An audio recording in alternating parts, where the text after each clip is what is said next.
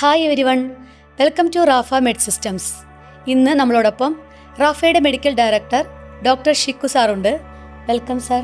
Thank you. Molecular hydrogen inhalation തെറാപ്പിയെ പറ്റി കൂടുതൽ കാര്യങ്ങൾ നമുക്ക് ഡോക്ടറോട് ചോദിക്കാം. സിനിമ നമുക്ക് എല്ലാവർക്കും ഇഷ്ടമാണ്. എന്നാൽ സിനിമയിൽ ഇഷ്ടമില്ലാത്ത ഒരു കഥാപാത്രമുണ്ട്, വില്ലൻ. ഇതുപോലെ തന്നെ നമ്മുടെ റിയൽ ലൈഫിലും നമുക്ക് ഇഷ്ടമില്ലാത്ത സമയത്ത് കയറി വരുന്ന ഒരു വില്ലനുണ്ട്. അത് ആരാണെന്നല്ലേ? Cholesterol. Sir, molecular hydrogen inhalation തെറാപ്പിയിലൂടെ കൊളസ്ട്രോൾ കുറയുമോ?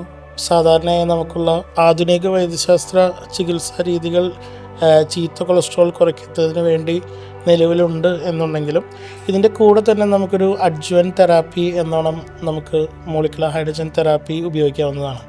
മോളിക്കുലർ ഹൈഡ്രജൻ തെറാപ്പിയിൽ സംഭവിക്കുന്നത് എന്താണെന്ന് വെച്ച് കഴിഞ്ഞാൽ, സാധാരണയായി ഈ ചീത്ത കൊളസ്ട്രോൾ ഉണ്ടാക്കുന്നത് ലിവർ തന്നെയാണ്. ഒന്ന്, നമ്മുടെ ജീവിതശൈലിയിലുള്ള പാകപ്പിഴവും അതുപോലെ തന്നെ നമ്മുടെ ശരീരത്തിൽ നടക്കുന്ന രാസപ്രവർത്തനങ്ങളിലുള്ള ഏറ്റക്കുറച്ചിലുകളുമാണ് ചീത്ത കൊളസ്ട്രോൾ കൂടുതലായി അമിഞ്ഞു കൂടുന്നതിനൊരു കാരണം വരുന്നത്. അപ്പോൾ ഇതിനെ കംപ്ലീറ്റ്ലി ചെക്ക് ചെയ്യാനും നമ്മുടെ ശരീരത്തിലുള്ള ഓക്സിഡേറ്റീവ് സ്ട്രെസ് കുറയ്ക്കാനും അതുപോലെ തന്നെ എവിടെയെങ്കിലും ഇൻഫ്ലമേഷൻസ് ഉണ്ടെങ്കിൽ അത് കുറയ്ക്കാനും ലിപ്പിഡ് പെറോക്സിഡേസ് മെക്കാനിസത്തിനെ സ്റ്റെബിലൈസ് ചെയ്യുന്നതിലൂടെ LDL എന്ന് പറയുന്ന, അതുപോലെ ട്രൈഗ്ലിസറൈഡ്സ്, VLDL, IDL എന്നീ ചീത്ത കൊളസ്ട്രോളുകളുടെ അളവിനെ നല്ല രീതിയിൽ കുറയ്ക്കാനും HDL എന്ന നല്ല കൊളസ്ട്രോളിനെ കൂട്ടാനും മോളിക്കുലർ ഹൈഡ്രജൻ തെറാപ്പി വഴി സാധ്യമാകുന്നതാണ്.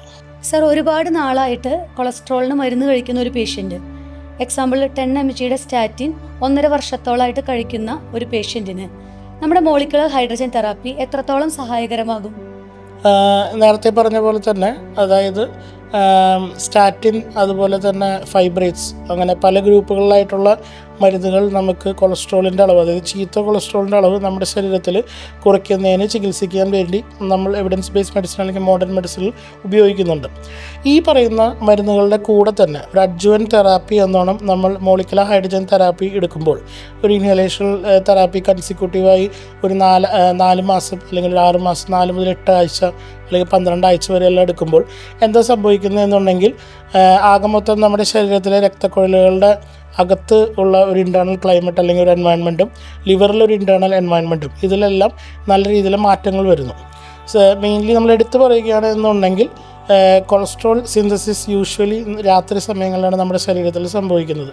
ഇതിൻ്റെ ഏറ്റവും അവസാനത്തെ ഘട്ടം എന്നോണം നമുക്കുള്ളത് HMG കോഎൻസൈം A റിഡക്ടേസ് എന്ന് പറയുന്ന ഒരു കാറ്റലിസ് എൻസൈം മുഖാന്തരം long chain of steric acid, palmitic acid എന്നുള്ള പോലെ ലോങ് ചെയിൻ ഓഫ് ഫാറ്റി ആസിഡുകളാണ്. നമുക്ക് അൺസാച്ചുറേറ്റഡ്, അത് ഗ്യാപ്പുകളുള്ള ഫാറ്റി ആസിഡാണ് യൂഷ്വലി LDL, VLDL എല്ലാം. സാച്ചുറേറ്റഡ് ആയിട്ടുള്ള ഫാറ്റി ആസിഡാണ് HDL എന്ന് പറയുന്നത്.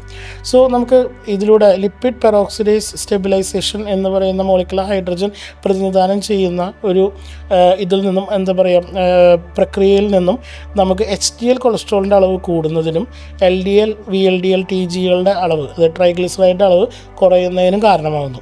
എത്ര നാൾ വേണം ഇത്? എത്ര നാൾ ഈ തെറാപ്പി തുടരണം?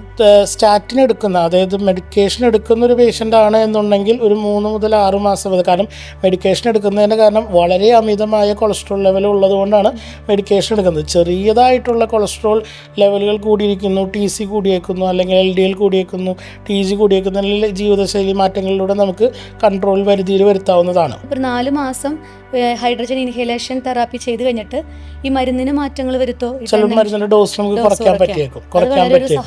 വളരെ സഹായകരമാണ്.